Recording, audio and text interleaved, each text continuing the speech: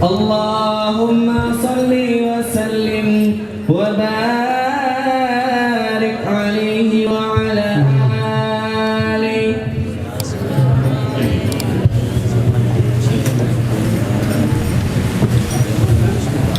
Rabbi khalaq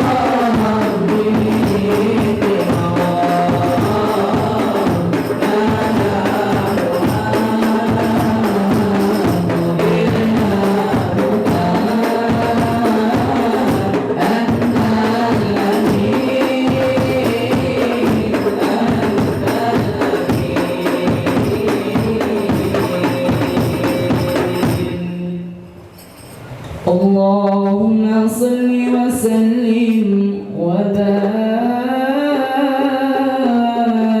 عليه وعلى آله. الرحمن الرحيم. الحمد لله رب العالمين. وصلى الله على سيدنا مولانا محمد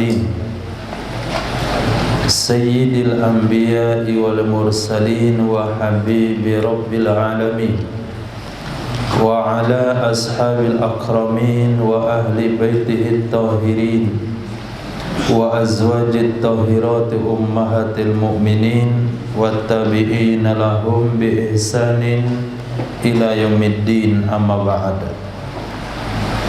ربي يسر ولا تؤسر، ربي تمم بالخير. ربنا اشرح لنا صدورنا ويسر لنا أمورنا واحلل عقدة من لساننا يفقه قولنا. بسندنا المتصل إلى إمام الخاتمة الحفاظ الإمام جلال الدين السيوطي رحمه الله تعالى وقدس الله سره وأدام النفع بعلومه وبركاته ونفحاته ومداته وكراماته في الدارين آمين. أحباب في الله وضيوفنا الأعزاء أدنا الله وإياكم على الهدى والتقوى.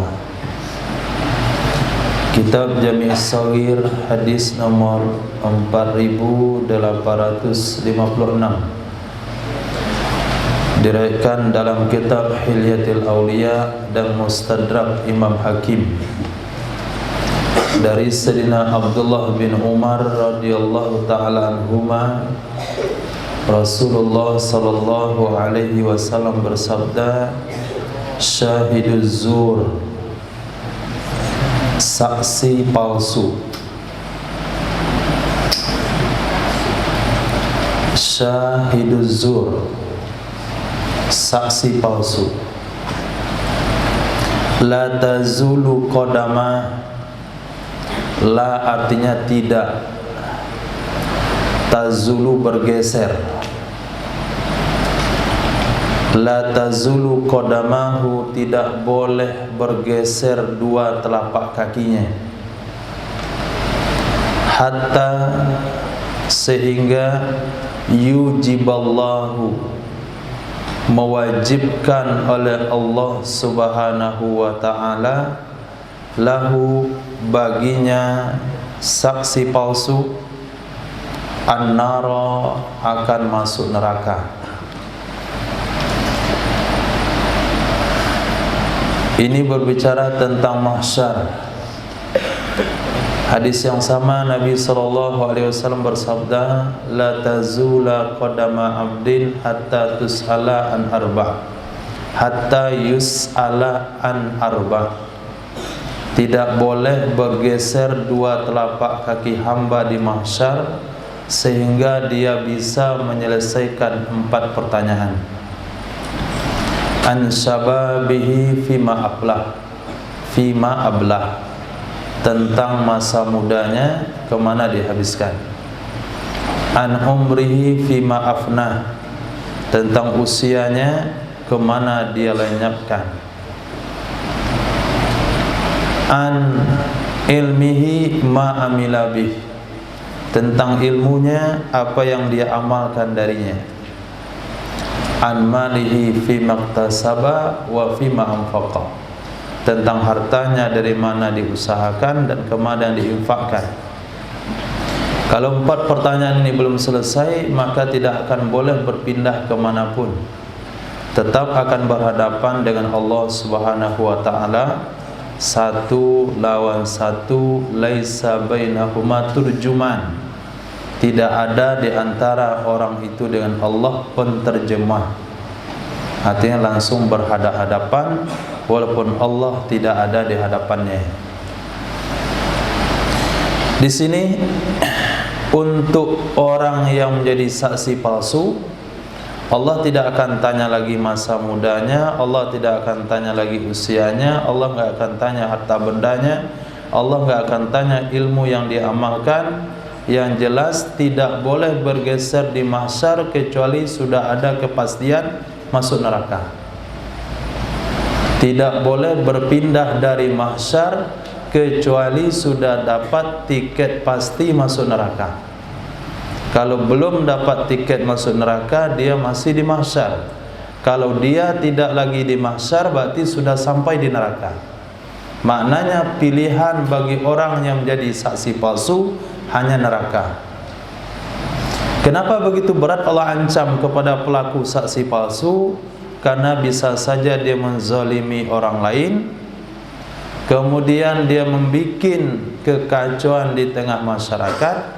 Yang bersalah dikatakan tidak bersalah, yang bersalah masuk penjara, yang tidak bersalah masuk penjara, kemudian orang berprasangka jelek. Kemudian banyak perkara-perkara yang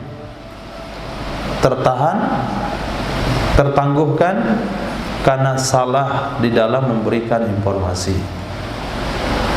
Bukan efeknya untuk dia saja, tapi efeknya untuk masyarakat, efeknya untuk keluarga yang tertuduh, bahkan untuk seluruh yang berkaitan dengan orang tersebut. Ini asbab daripada kesaksian palsu. Hadis berikutnya, Nabi SAW bersabda, juga berbicara tentang saksi palsu, syahiduz zur, saksi palsu, ma'al asyar. Asyar maknanya makas, pemungut pajak, pemungut biaya cukai. Makas, pemungut biaya cukai, finnar, dalam neraka. Saksi palsu bersama pemungut biaya cukai, finnar, di dalam neraka. Akhir-akhir ini keterlibatan umat Islam dalam perpajakan, akhirnya muncul bahasa pajak syariah dengan berdalil bahasanya yang enggak boleh itu jizyah. Bahkan bahasa pajak itu banyak digunakan di dalam hadis, baik yang namanya jizyah itu adalah pajak jiwa. Pajak jiwa ini Allah bebankan kepada laki-laki yang balik, yang berakal, yang merdeka dari kafir zimmi yang tinggal di negara Islam. Dia boleh hidup di negara Islam, tapi laki-lakinya yang sudah balik, yang berakal, yang merdeka kena pajak sekali dalam setahun. Bagi yang kaya, bagi yang kaya 3 dinar. Bagi yang miskin 1 dinar. Bagi yang sederhana 1,5 dinar. Ini pajak jiwa. Wanita enggak kena pajak, anak-anak enggak kena pajak, orang gila enggak kena pajak, budak sahaya juga enggak kena pajak. Itu disebut dengan jizyah. Nah, mereka mengatakan itulah yang haram. Sebetulnya bukan itu saja. Ada yang namanya asyar, ada yang namanya makas, ada yang namanya pajak apa saja, yang semuanya itu dibebankan kewajiban kepada non-muslim, kafir zimmi. Nanti kita sambung setelah azan. Ar-Rahmanir-Rahim. Hadis 4858. Hadis dhaif dalam Musnad Firdaus dari Sayyidina Anas bin Malik radhiyallahu an, Nabi sallallahu alaihi wasallam bersabda, "Syababu ahlil jannah khamsatun." Pemuda-pemuda ahli surga ada 5 orang. Pemuda-pemuda ahli surga ada 5 orang. Pertama, Hasan dan Husain dan Ibnu Umar dan Sa'ad bin Mu'adz dan Ubay bin Ka'ab. Hadis ini Nabi riwayatkan ketika mereka masih menjadi pemuda. bukan mereka meninggal dalam usia muda. Sebagaimana Nabi memberikan informasi kepada 10 sahabat tua masuk surga yang disebut al-ashara mubasysyirina bil jannah, 10 sahabat masuk surga. Nabi sabdakan, Abu Bakar fil jannah, Umar fil jannah, Uthman fil jannah, Ali fil jannah, Abu Ubaidah fil jannah, Sayyidina Sa'ad bin Mu'az, Sayyidina Sa'ad bin Abi Waqqas fil jannah. Nabi sebutkan 10 sahabat secara berurutan di satu majlis dijamin masuk surga. Itu disebut asyara mubasysyirina bil jannah. Dari kalangan anak muda, Nabi katakan 5 orang yang disebutkan oleh Nabi di dunia. Pertama, Sayyidina Hasan dan Husain. Nabi bersabda, Hasan wal Husain sayyida syababi ahlil jannah. Mereka bukan hanya penghuni ahli surga, tapi pemimpinnya pemuda surga. Kemudian Sayyidina Abdullah bin Umar, seorang sahabat muda yang selalu dibawa oleh Sayyidina Umar bin Khattab di dalam majlis orang-orang tua. Yang Nabi pun yang selalu dibawa oleh Sayyidina Umar bin Khattab di dalam majlis Rasulullah SAW. Ketika Nabi SAW bersabda, coba kalian pikirkan pohon yang mana yang mirip dengan kehidupan orang Islam. Maka sahabat dah fikir, kenapa ya? Kenapa? Enggak satu pun yang menjawab. Maka Nabi SAW sabdakan, pohon yang paling mirip dengan kehidupan orang Islam adalah pohon kurma. Kalau kita pohon kelapa, pelepahnya untuk kayu bakar, lidinya untuk sapu, daunnya untuk ketupat, batangnya untuk jembatan, uratnya untuk dibakar, tempurungnya, sabutnya, semuanya enggak ada yang terbuang daripada pohon kelapa.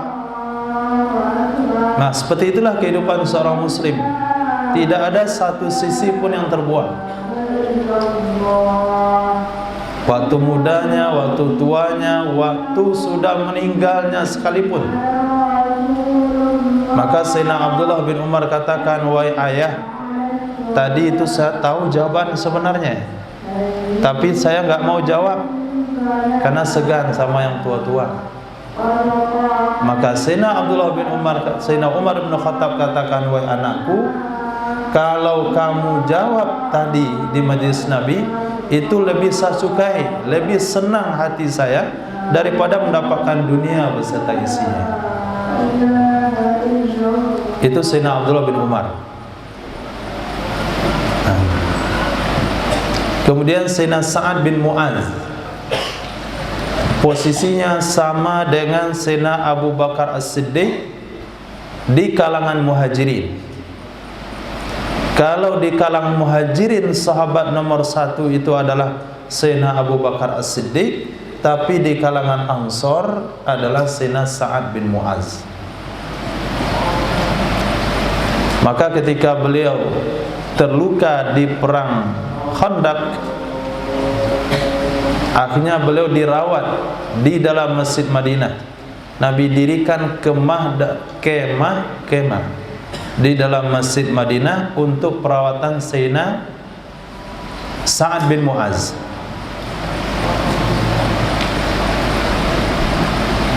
Kemudian Nabi diperintahkan oleh Allah Subhanahu wa taala untuk memerangi Bani Quraidah karena dia sudah berkhianat berpihak kepada pihak Quraisy. Tapi ketika Quraisy dengan sekutu-sekutunya pulang kampung, tinggal lagi Bani Quraidah yang berdampingan dengan Nabi di Madinah. Tapi dia sudah keburu melanggar janji.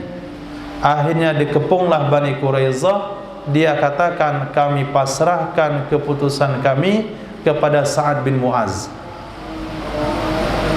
Maka ketika Sa'ad bin Mu'az ada di kemah, tidak ada di Bani Quraiza, Nabi panggil, Nabi kirim orang-orang untuk menjemput Sayyidina Sa'ad bin Mu'az. Kalau itu keputusan kalian, kita jemput Sa'ad bin Mu'az. Dan Sayyidina Sa'ad bin Mu'az pun berdoa kepada Allah, ya Allah, jangan meninggalkan saya sebelum saya melihat nasibnya Bani Quraiza. Padahal pembuluh darah besar, pembuluh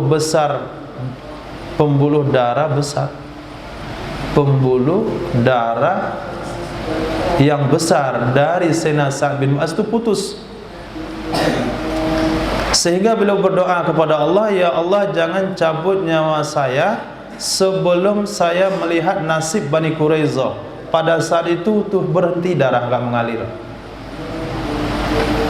Ketika Sayyidina Sa'ad bin Mu'az dijemput oleh sahabat menghadiri Bani Quraiza meminta keputusannya, Nabi SAW bersabda, "Qumu ila sayyidikum." Ayo kalian berdiri semuanya, sambut sayyid kalian. Ini dalil mengucapkan sayyidina dalam salat. Kepada sahabat saja Nabi katakan sayyidina, loh kenapa kepada Nabi hukumnya haram? Qumu ila sayyidikum, berdirilah kalian sambut kedatangan sayyid kalian. Ketika Sayyidina Sa'ad bin Mu'az datang, ditanya, apa keputusanmu untuk Bani Quraiza? Sayyidina Sa'ad bin Mu'az katakan, pancung semua laki-laki yang balik berakal. Apa kata Rasul sallallahu alaihi wasallam? Allah dan Rasulnya ridho dengan keputusanmu. Maka setelah keputusan itu disampaikan, putus kembali pembuluh darahnya dan Sayyidina Sa'ad bin Mu'az meninggal dunia. Nabi sallallahu alaihi wasallam bersabda, ihtazza arsyur rahman bimauti Sa'din. Telah bergoncang aras Allah dengan meninggalnya Sayyidina Sa'ad bin Mu'az radhiyallahu anhu. Di dalam kitab Hiyatul Awliya, di dalam kitab A'lamun Nubala, Siyar A'lamun Nubala, Imam Zahabi radhiyallahu anhu menceritakan ketika Sayyidina Sa'ad dimasukkan ke dalam kubur, kuburnya menjepit, kuburnya merapat. Lalu Nabi berdoa, ya Allah, renggangkan kubur Sa'ad bin Mu'az. Ketika dicari tahu oleh para sahabat apa kesalahan Sayyidina Sa'ad bin Mu'az sampai kuburnya menjepit, kenapa sekelas Sayyidina Sa'ad bin Mu'az kuburnya juga menjepitnya, dan mendapatkan pertolongan doa daripada Nabi SAW. Ahli sejarah dan ahli hadis mengatakan kesalahan beliau adalah tidak hati-hati dalam buang air kecil.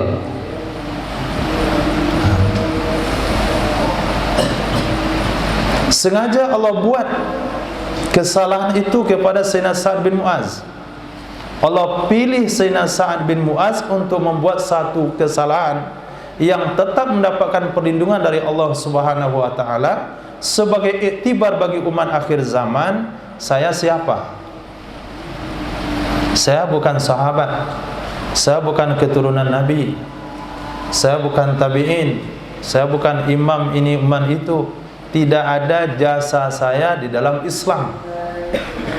Lalu kalau saya juga tidak hati-hati dalam buang air kecil, siapa yang akan menyelamatkan? Maka dengan kesalahan tersebut, ulama katakan tidak boleh berpandangan rendah kepada sahabat. Tidak bisa menjadi tolerir, oh sahabat saja begitu, apalagi kita. Bukan.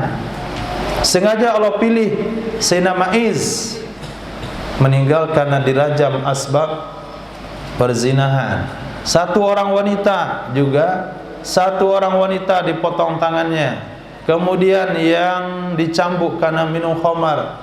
Kemudian yang kesalahan ini, satu persatu dari dosa-dosa besar Allah pilih sahabat menjadi korban oleh Allah. Sengaja dibuat begitu supaya menjadi iktibar bagi umat. Nah, Sayyidina Sa'ad bin Mu'az dengan posisinya pemimpin orang Ansar, Nabi bersabda, ihtazza arsyur rahman bimauti Sa'din. Kemudian hadis di sini salah satu dari 5 pemuda surga adalah Sayyidina Sa'ad bin Mu'az. Sudah disebut beritanya di dunia, tapi kalau tetap juga enggak hati-hati buang air kecil, kubur enggak pandang bulu. Tapi Sayyidina Sa'ad enggak dijempit oleh kubur karena sudah mendapatkan syafaat baginda Rasul sallallahu alaihi wasallam. Itu sengaja Allah buat hanya sekedar iktibar bagi umat akhir zaman supaya lebih berhati-hati dalam buang air kecil.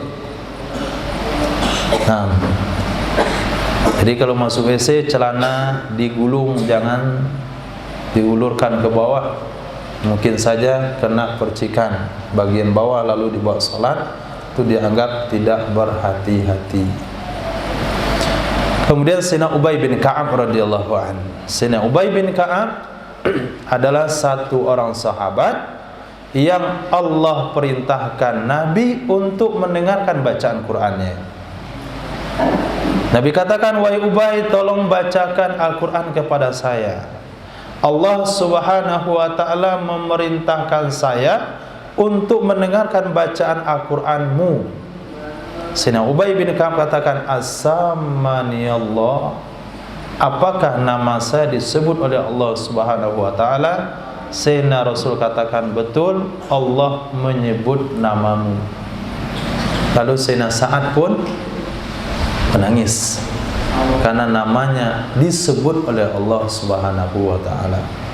Dan beliaulah imam pertama salat tarawih di zaman Sayyidina Umar bin Khattab radhiyallahu an.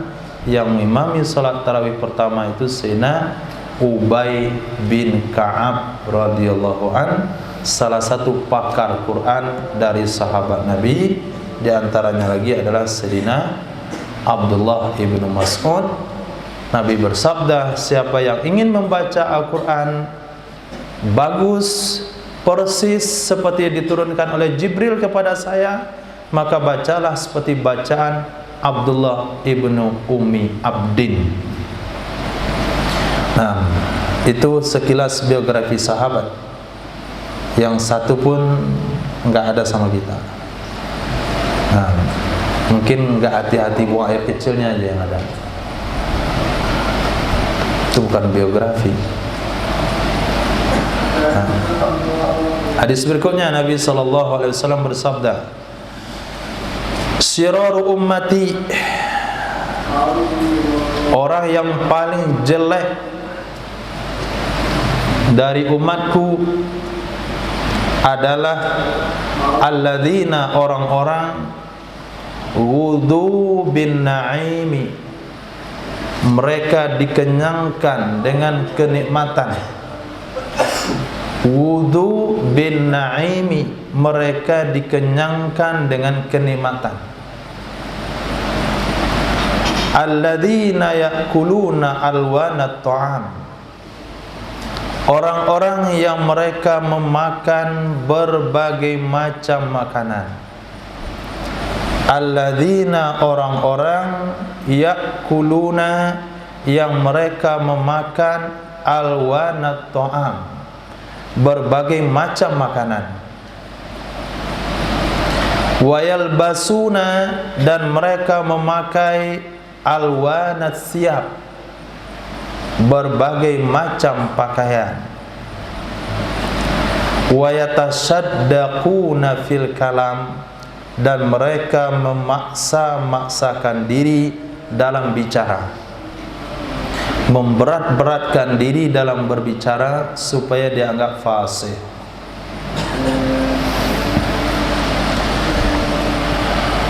Ini mungkin dari sisi sini Allah memberikan kemudahan kepada generasi kakek kita atau generasi sebahagian dari orang tua kita, yang mereka hidup di zaman tidak bisa memilih makanan. Antum kan hidup di zaman milih makanan. Ada bahasa mengatakan sama orang tua, saya nggak suka yang ini. Nah, orang tua juga berpikir, anak saya nggak suka yang ini, suka yang itu. Tapi mereka yang hidup di zaman Belanda misalnya, atau Jepang, walaupun ketinggalan dalam agama pada hari ini, di zaman itu mungkin sholatnya hanya di rumah, nggak ada anak-anak yang hafal Al-Quran, amalan di sawah, sholat zuhurnya, sholat asarnya di kebun. Tapi dalam sisi lain, mereka tidak bisa dituntut lebih karena mereka terbatas di dalam makan minum. Dalam sebuah hadis Nabi SAW bersabda, ada dosa yang Allah tidak ampuni kecuali karena sulitnya penghidupan. Ada dosa yang Allah tidak memberikan pengampunan kecuali karena sulitnya kehidupan. Dalam hadis yang lain Nabi SAW bersabda, siapa yang ridho dengan rezeki seadanya, Allah ridho dari dia amal seadanya. Orang yang ridho dengan rezeki seadanya, Allah ridho dari dia amalan seadanya. Tapi generasi hari ini, kalau sekiranya tidak bisa mentaati Allah Subhanahu wa taala, kalau tidak bisa belajar secara sungguh-sungguh, kalau tidak bisa menghafal Al-Qur'anul Karim, kalau tidak bisa mendalami ilmu agama, itu mereka benar-benar akan mendapatkan tuntutan yang sangat berat.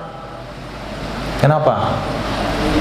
Antum belajar masih ada kipas angin, belajar masih ada lampu, belajar masih ada jadwal makan.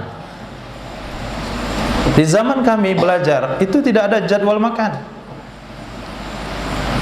Jadwal makan masing-masing. Makan sendiri-sendiri, kalau mau makan masak, kalau nggak masak nggak makan. Malas masak, malas makan. Kalau rajin masak pun belum tentu ada yang dimasak. Nah, pagi-pagi itu memperbaiki kompor.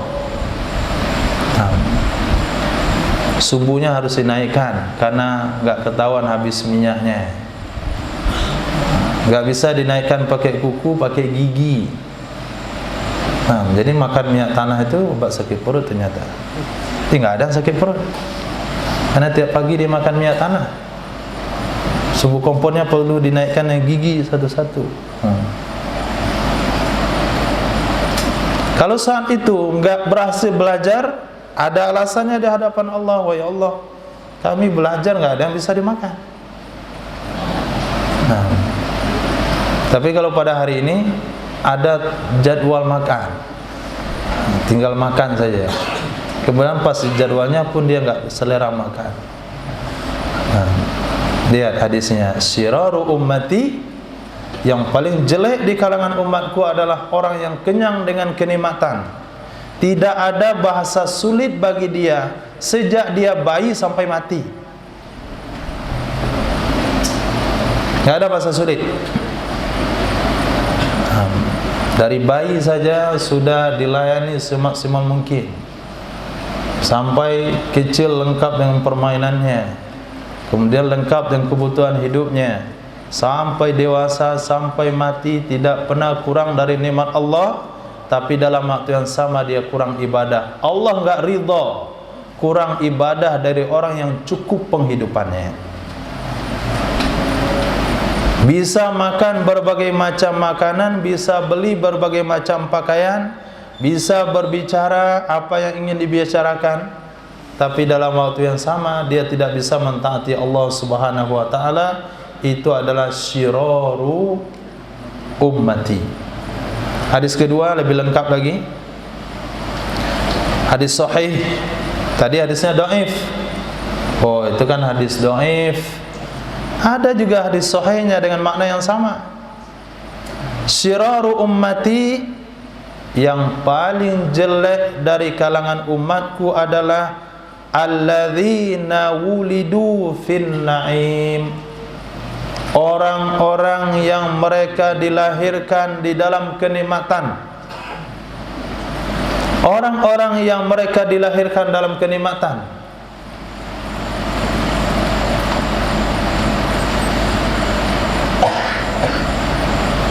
Wa wudhu bihi, dan mereka dikenyangkan dengannya kenikmatan. Mereka dikenyangkan dengannya kenikmatan. Yakuluna minat ta'ami alwana, mereka memakan dari makanan berbagai macam. Yakuluna, mereka memakan, minat ta'ami, dari makanan, alwana, berbagai macam. Wa yalbasuna minas siyabi alwana, mereka memakai dari pakaian berbagai macam. Wa yarkabuna minad dawabi alwana, mereka mengendarai dari kendaraan berbagai macam. Yatasaddaquna fil kalam, mereka memaksa-maksakan diri dalam bicara. Hadis sahih. Nah,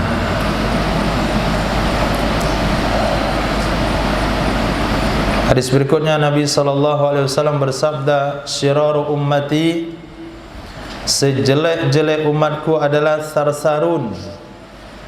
Sarsarun, orang banyak ngomong. Sarsarun, orang-orang yang banyak bicara. Mutasyaddiqun, memaksa-maksakan diri dalam bicara. Kalau kita lihat dia berbicara itu seperti guru tajwid, sesempurna mungkin.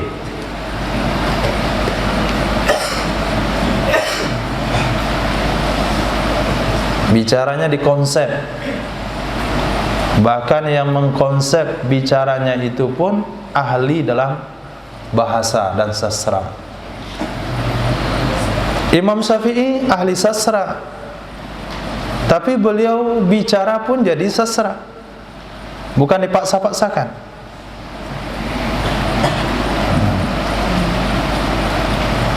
Itu mana mutasyaddiqun.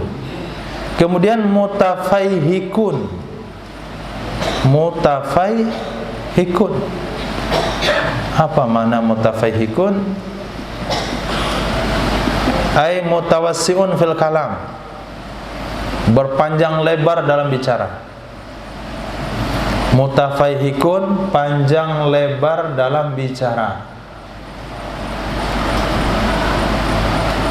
Wa khiyar ummati, dan sebaik-baik umatku adalah ahasinuhum akhlaqa, yang paling bagus di antara mereka akhlaknya.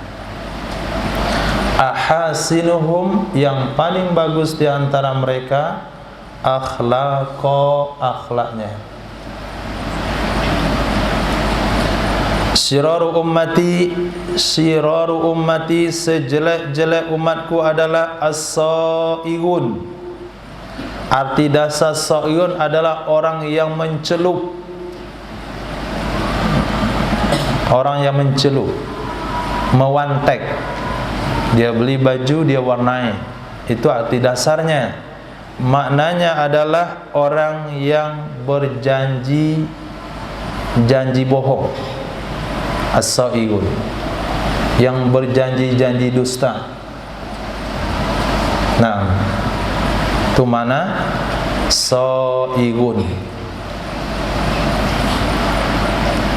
Kalau saya terpilih, saya akan memfasilitasi naik bulan misalnya, gratis. Nah, itu mana sa'igun, mencelup. Dia mencelup dirinya, melapisi dirinya dengan warna-warni supaya lebih terlihat indah dengan janji-janji palsu. Kemudian sabbarun. Sabbarun maknanya bersumpah dusta, bersumpah palsu. Itu mana sabbarun.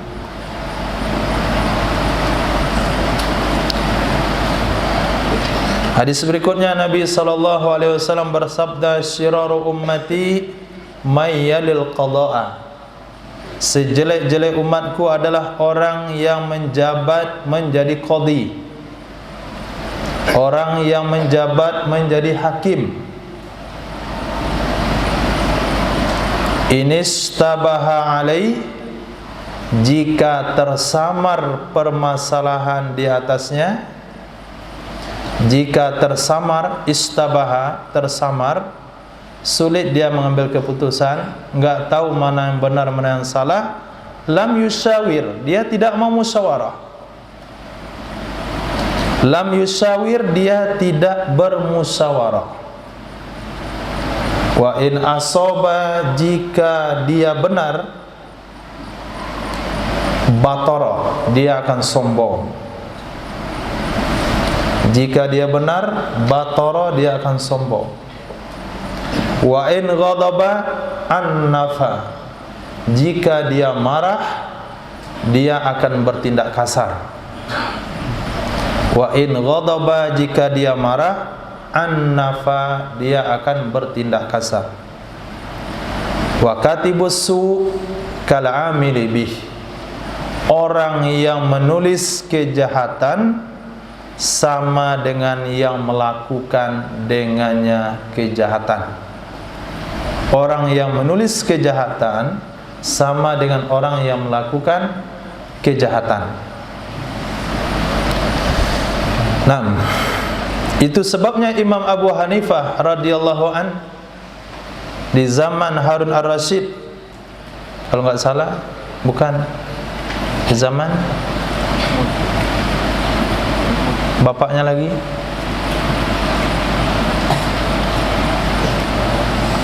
bapaknya, hah? Oh bukan, siapalah nama dia? Enggak ingat.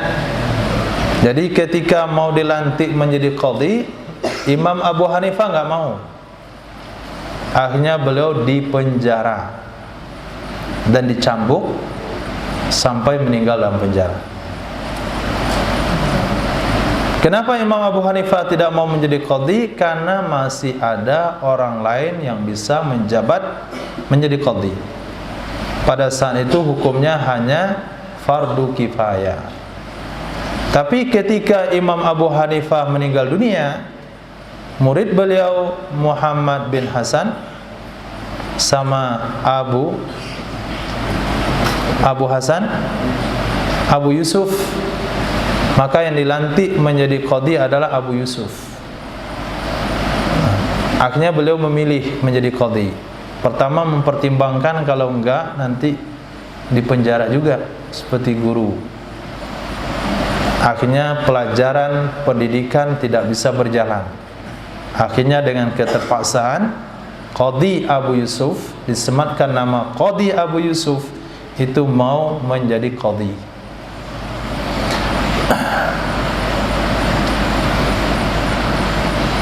Ketika Sayyidina qadhi yang terkenal namanya Qadhi Suraih, beliau sebelum meninggal dunia memanggil anaknya, "Wahai anakku, kamu cium telinga saya di sebelah kanan."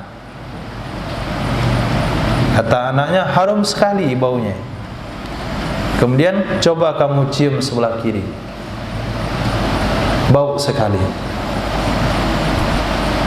Bukan karena yang kanan dibersihkan, yang kiri tidak.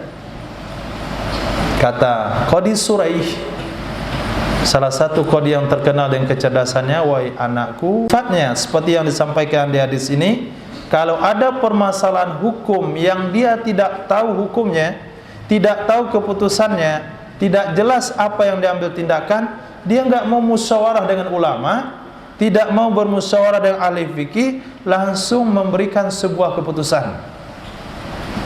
Itu sifat pertama. Saya akan qadhi, saya memutuskan. Kalaupun kamu qadhi, kebijakan berada di tangan kamu, kebijakan kamu menentukan baik buruknya agama Islam. Kalau tidak jelas sebuah keputusan, kamu kumpulkan para ulama, sampaikan apa keputusan yang terbaik. Dalam hal ini di Indonesia adalah Menteri Agama. Kebijakan Menteri Agama kalau tidak jelas, dibawa dimusyawarahkan kepada majelis ulama. Nah, bukan diambil sendiri. Yang kedua, kalau dia benar mengambil keputusan, dia sombong. Kalau dia marah, bisa-bisa kemarahannya itu menutupi keadilannya. Kemudian orang yang menulis kejelekan sekretarisnya itu sama dengan pelaku. Nah, sekretarisnya sama dengan pelaku. Nabi SAW bersabda, syirarun nas syirarul ulama fin nas. Sejelek-jelek manusia, syirarul ulama itu maktuf sifat kepada mausuf. Maknanya al ulama usyirar atau ulama usu. Sejelek-jelek manusia adalah ulama su di tengah manusia. Syirarul ulama, ulama su di tengah manusia. Hadis hasan. Nah, ketika dikatakan ulama, maka maknanya adalah fatwanya menjadi keputusan, fatwanya menjadi kebijakan, menjadi sandaran orang awam. Kita dari beberapa tahun yang lalu, apa kata masyarakat? Sudah keputusan ulama, apalagi? Nah, coba bayangkan, sudah keputusan ulama, apalagi? Emang kamu lebih pintar dari ulama? Itu bahasa yang keluar dari tengah masyarakat. Itu memang bahasa yang sebenarnya. Itu memang bahasa yang sebenarnya. Tapi dalam waktu yang sama, keputusan yang diberikan belum keputusan yang sebenarnya. Apa yang terjadi? Menyebabkan masyarakat mengamalkan perkara yang tidak sah. Nah, saya masih ingat salah satu imam masjid, dia sesuai dengan ruang lingkupnya masing-masing. Kalau lebih luas wilayahnya, lebih luas efek negatifnya, kecil wilayahnya, kecil efek negatifnya. Salah satu imam masjid ditanya, Pak Ustadz, saya penyakit ambayan. Kalau siang hari Ramadan itu kalau dia keluar, salah satu obatnya mesti dimasukkan dari dubur, kapsulnya. Apakah batal puasa saya? Kata Ustadz itu bilang darurat, nggak batal. Darurat nggak batal. Memasukkan sesuatu dari dubur atau kubul dalam keadaan darurat ataupun tidak darurat itu tetap membatalkan puasa. Tapi dia putuskan nggak batal. Apa kira-kira efeknya? Kalaulah satu orang itu saja yang bertanya, mungkin dia yang batal puasanya yang sampai hari ini nggak dia qadha. Kenapa kata ulama itu nggak batal, untuk apa diqadha? Kalau sampai ada orang lain dengan masalah yang sama, ulama itu sudah meninggal, lalu terjadi masalah yang sama di keluarganya, ternyata ambayan itu adalah penyakit keturunan, jadi anaknya juga nggak puasa, dikatakan pakai aja obat, nggak batal. Dulu pun nyatanya sama imam nggak batal. 2 orang melakukan puasa batal harusnya, lalu nggak diqadha gara-gara fatwanya. Itu baru contoh kecil dari imam masjid. Bagaimana kira-kira kalau fatwa dia itu untuk seluruh dunia? Kalau fatwa yang dia fatwakan itu adalah untuk satu negara, apa yang terjadi? Jutaan manusia mengamalkan fatwa yang disampaikan, padahal itu bertentangan dengan hukum yang sesungguhnya. Apa jawaban mereka di hadapan Allah? Maka Nabi bersabda, syirarun nas syirarul ulama. Kalau dokter salah fatwa, orang meninggal dunia. Tapi kalau ulama salah fatwa, agama yang rusak. Nah, syiraru Quraisy khiyaru syirarin nas. Sejelek-jelek bangsa Quraisy itu yang terbaik dari sejelek-jelek manusia. Syiraru Quraisy, sejelek-jelek bangsa Quraisy, itu yang terbaik dari manusia yang paling jelek.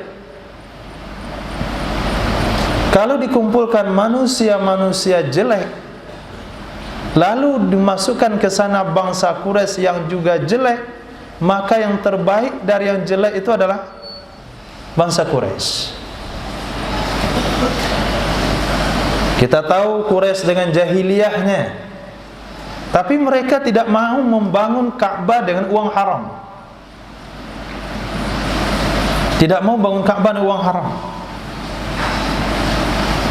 Perzinahan, ada 4 jenis pernikahan di zaman jahiliyah. Kemudian menyembelih hewan, mengambil bagian tubuh hewan apa saja yang mau diambil. Pengen makan punuk onta, pondok, ambil punuknya. Kalau pengen makan paha ayam, potong pahanya, biarkan ayamnya hidup. Nah, besok mau kepalanya, ambil kepalanya. Begitu cara Quraisy memakan hewan ternak. Itu kan jelek itu. Orang hamil menjadi tempat perjudian. Wanita dikurung di dalam gudang. Wanita maksudnya istri orang tuanya, salah satu warisan yang diwarisi. Artinya setelah orang tuanya meninggal, dia bisa menikahi ibu tirinya. Nah, tapi ketika mereka membangun Ka'bah, apa kata mereka? Ka'bah ini rumah Allah, harus dari harta yang halal. Kumpulkan harta kalian yang halal. Sudah dikumpulkan satu kota, itu Ka'bah tidak bisa dibangun lengkap. Tidak bisa dibangun lengkap. Apa yang dibangun? Tinggallah Hijr Ismail, yang harusnya itu lengkap dibangun ke atas, tapi dibikin hanya setengah bangunan. Kenapa? Tidak cukup harta halal untuk bangun Ka'bah. Ketika mereka tawaf di sekeliling Ka'bah, apa kata mereka? Baju ini sudah saya bawa untuk perkara haram, sendal ini saya pakai untuk benda haram. Enggak mungkin benda-benda pakaian haram, sendal haram, fasilitas yang saya gunakan untuk perkara haram, enggak mungkin saya pakai untuk mengelilingi Ka'bah. Karena tidak ada yang halal, mereka keliling Ka'bah telanjang. Memang jelek, tapi logikanya sehat. Kenapa? Kita sedang mengelilingi Ka'bah, kita sedang berada di rumah Allah, masa kita pakai pakaian yang kita gunakan untuk maksiat? Itu pikiran daripada orang Quraisy yang tidak tahu agama di zaman itu. Nah, ketika Abu Talib, kakek Nabi, betul Abu Talib? Salah, Abdul Muttalib,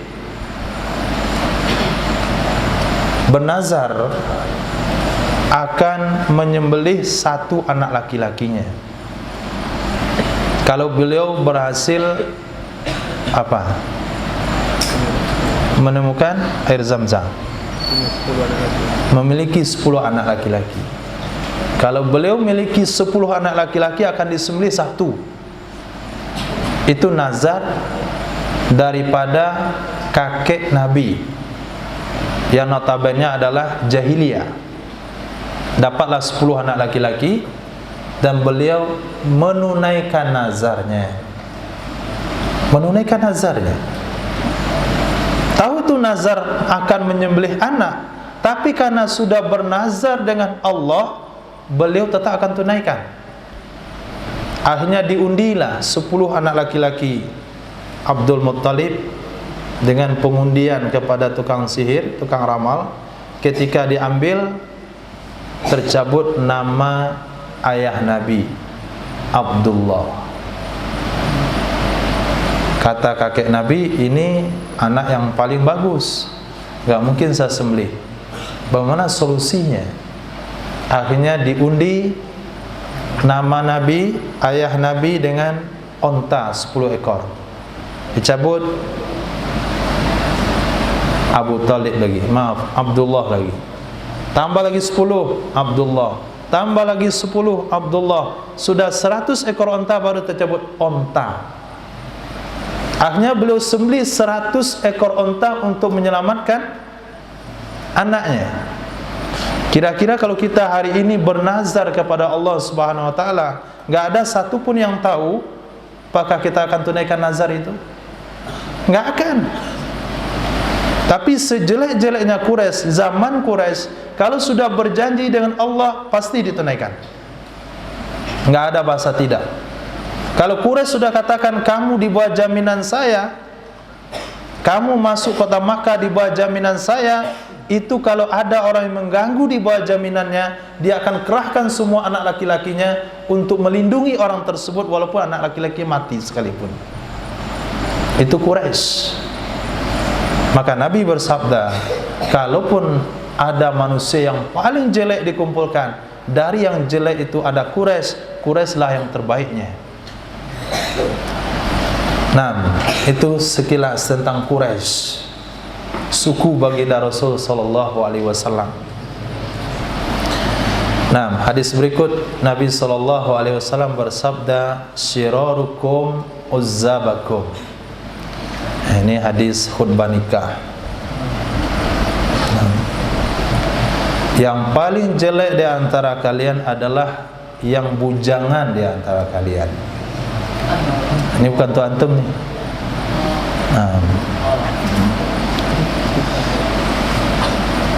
Syirarukum, yang paling jelek di antara kalian, uzzabukum, yang bujangan di antara kalian. Hadis hasan. Hadis berikutnya, syirarukum uzzabukum, yang paling jelek di antara kalian adalah yang bujangan di antara kalian. Rak'atani min muta'ahilin, 2 rakaat solat dari orang yang berkeluarga. 2 rakaat solat dari orang yang berkeluarga khairun, lebih baik, min sab'ina rak'atan min ghairi muta'ahilin, dari 70 rakaat dari orang yang tidak berkeluarga. Hadis itu dengarin saja dulu ya, yang pula diamalkan.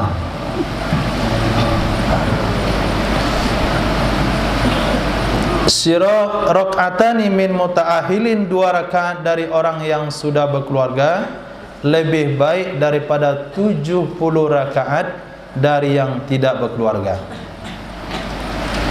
Syirarukum uzzabukum, yang paling jelek di antara kalian adalah bujangan dari kalian. Wa arazilu mautakum, yang paling rendah dari orang-orang yang meninggal di antara kalian adalah uzzabukum, bujangan-bujangan di antara kalian. Maka Sayyidina Abdullah bin Mas'ud radhiyallahu ta'ala anhu mengatakan, kalau saya tahu usia saya seminggu lagi di dunia ini, maka saya akan menikah. Kalau seminggu lagi. Tapi kalau masih ada 40 tahun lagi, sabar. Nah, Imam Nawawi rahimahullahu ta'ala itu salah satu daripada ulama uzzab. Ada satu kitab dikarang oleh ulama, saya lupa pengarangnya dan tidak punya kitabnya, belum jumpa kitabnya, tapi kitabnya ada. Nama kitabnya Al-Ulama'ul Uzzab, ulama-ulama yang meninggal bujangan. Imam Nawawi hafal yang hadis ini. Imam Nawawi menukilkan hadis ini. Tapi Imam Nawawi termasuk orang yang belum sempat menikah. Maka hadis yang paling tepat untuk antum adalah niatul mu'min khairum min amalih. Niat orang beriman lebih baik dari prakteknya. Karena kalau dipraktekkan enggak jadi belajarnya. Nah, selesai tamat. Sama dengan hadis maudhu' yang diriwayatkan, atau kata ulama dalam kitab Ta'limu Ta'lim, al-ilmu mazbuhun baina fakhidai mar'ah. Apa maksudnya di situ? Al ilmu madbuhun baina fakhidai mar'ah. Ilmu itu tersembelih setelah nikah. Maka sekarang tinggal niat saja. Niatul mu'min khairun min amali. Yang uzab yang dimasukkan di sini adalah orang-orang yang tidak punya kesibukan. Artinya masa-masa dia itu bisa menikah, tidak terganggu, tapi dia tidak menikah, maka dikatakan syiraru. Dia tidak belajar dan dia tidak fokus dengan pendidikan. Tidur kapan dia mau tidur, bangun kapan dia mau bangun. Nah, itu yang dimaksudkan di sini. Apri, paham? Jangan sampai salah tafsir, ini perlu dijelaskan. Nanti jangan salah paham.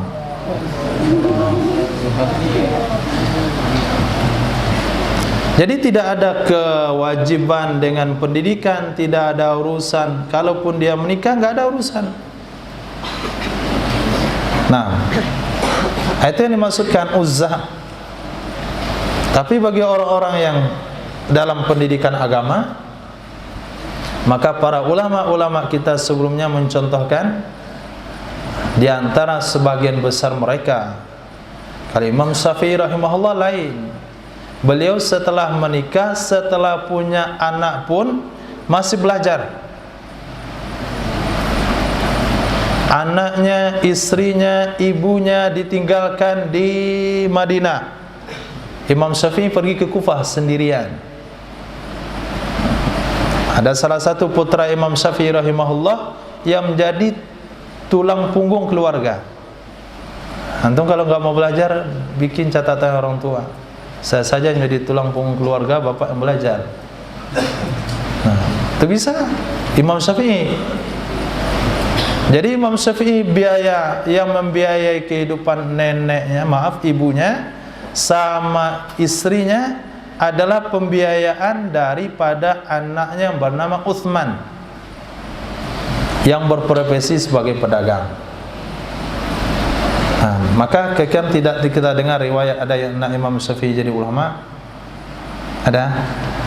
Nggak ada riwayat.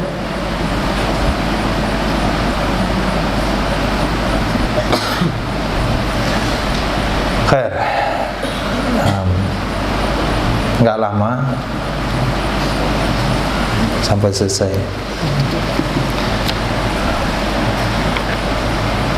Hadis terakhir, syarrul buldan aswaquha. Sejelek-jelek negeri adalah pasar-pasarnya. Hadis sahih riwayat daripada Sayyidina Jubair bin Mut'im radhiyallahu an. Cukup insyaallah.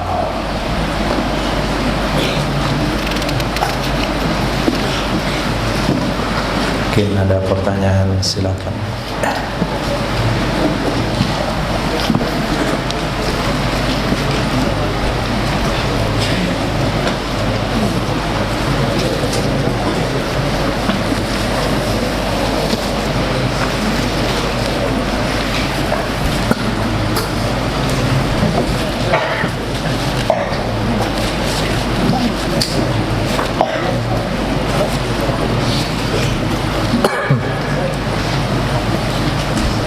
Ya Karim. Ya, silakan. Masalah itu kan, kalau tulisnya di sekretariat kita, dosa tadi kan, orang kita ini apa hubungan, ada hubungannya kan dengan jurnalis kan? Kita tukang tulis kasus keburukan dan segala macam. Bagaimana dengan jurnalis? Allah. Tadi ada hadis yang berbunyi katibus syarr kal amili bih. Orang yang menulis kejahatan sama dengan yang mengamalkannya. Kalau kita lihat daripada sisi jurnalis, kalaulah dia memberitakan perkara yang tidak sebenarnya, maka itu masuk dalam kasus syahiduz zur, orang yang memberikan kesaksian palsu. Tapi apabila yang dia informasikan itu sesuai dengan yang sebenarnya, maka ia masuk dalam kategori menyebarluaskan aib orang lain. Menyebarluaskan aib orang lain atau membuka kekurangan orang lain. Seharusnya kejadian yang terjadi, pencurian misalnya, atau perampokan, pembunuhan yang terjadi di belahan dunia lain atau di belahan wilayah lain, kalaulah tidak ada informasi daripada seorang jurnalis, kita nggak akan tahu. Nah, dengan adanya informasi dari orang berkenaan, kita jadi tahu. Dan dia tidak termasuk perkara yang ditolerir untuk menyampaikan kekurangan orang lain. Kekurangan itu bisa disampaikan, kata ulama, satu, kalau kita pengen bertanya tentang hukumnya. Yang kedua, kalau kita melaporkan kasus yang berlaku. Yang ketiga, apa lagi? Untuk melepaskan daripada kezaliman, karena dia yang dizalimi. Itu tentang jurnalis. Tapi kalau kita tafsirkan hadis ini mengarah ke situ, Masya Allah, mana dia?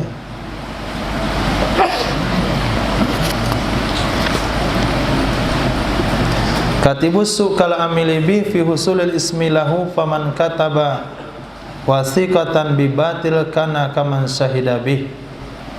Iya. Nah, ulama Imam Abdul Rauf Al-Manawi juga menafsirkan hal ini kepada jurnalis. Di dalam tafsir beliau, di dalam orang yang menulis sesuatu yang tidak sesuai dengan yang sebenarnya, maka dia sama dengan saksi palsu. Kalau dia menulis sesuai dengan yang sebenarnya dan tidak ada kemaslahatan bagi umat, dan dia mencantumkan nama sepelaku di dalamnya, berarti dia telah menghibah orang yang berkenaan kepada seluruh yang membaca, yang mendengarkan informasi dari dia. Tapi apabila dia menulis menyamarkan nama daripada orang berkenaan, dia sengaja menulis hanya untuk menjadi iktibar dan pelajaran, dan perkara kasus yang ditulis itu bisa menjadi pelajaran bagi yang lain. Misalnya penculikan anak. Nah, atau yang ditulis adalah kesalahan-kesalahan yang sudah yang sudah dilakukan secara terang-terangan, atau yang ditulis adalah tindakan mungkar secara terang-terangan. Itu boleh saja ditulis. Misalnya, hati-hati lewat di Jalan Anu. Kalau lewat jam sekian akan ada perampokan di situ. Itu kan untuk keamanan. Hati-hati yang punya anak, harus diantar jemput ke sekolah karena ada penculikan. Kalau berita-berita yang disampaikan untuk kemaslahatan umat dan dia menyebutkan kasus yang terjadi tanpa menyebutkan nama pelaku, maka itu tidak ada masalah. Jadi kalau demikian adanya, ada pula fikih jurnalis. Ada yang boleh, ada yang enggak boleh, ada yang begini boleh, begitu enggak boleh. Demikian insyaallah tentang pemberitaan. Allah Karim.